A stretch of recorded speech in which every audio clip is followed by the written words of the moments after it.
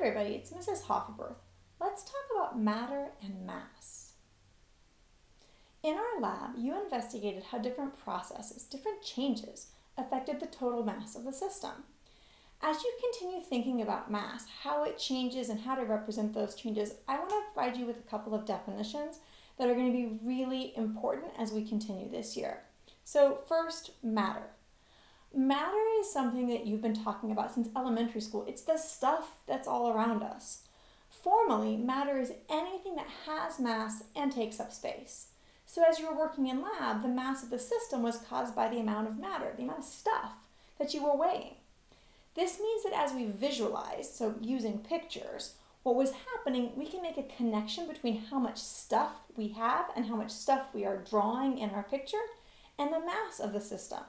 So for example, if I have two beakers,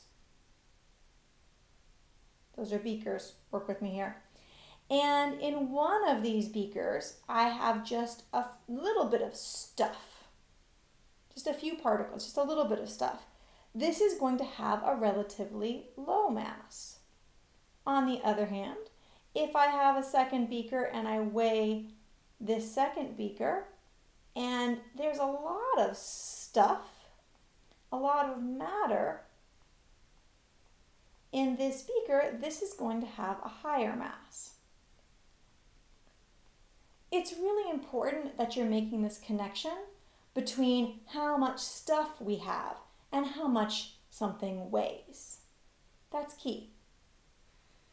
Thinking back to our mass and change lab, you found that when mass decreased for whatever it was you were measuring, that meant that some of the material had left. So in the Alka-Seltzer example, it weighed less because some of the water and the gases that were being generated by the Alka-Seltzer reaction had left the beaker. And that when the mass stayed the same, it meant that all of the stuff that was there in the first place was still there, even if it might look a little different. So this idea that when the mass of the system is the part you're measuring, decreased, some of the stuff had gone elsewhere. This idea that the extra stuff hadn't actually just vanished, it had moved, and if we could have captured it and weighed it, it would have weighed the same before, if we could have caught all of this stuff.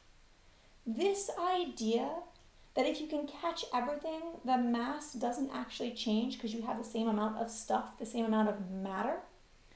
This observation has been tested time and time again, and it has come to be known as the law of conservation of mass. So the law of conservation of mass is this idea that if you can weigh everything, the total amount of mass or matter always remains the same, but you can move it around and rearrange it, but it always remains the same. And oftentimes we say this in fancier words. We say that matter is neither created nor destroyed. It comes from somewhere, it goes somewhere, but it's always there, before and after whatever changes you're doing. Remember this idea. We're going to come back to this idea time and time again this year. It's one of the fundamental concepts that we'll be using to build our chemical understanding.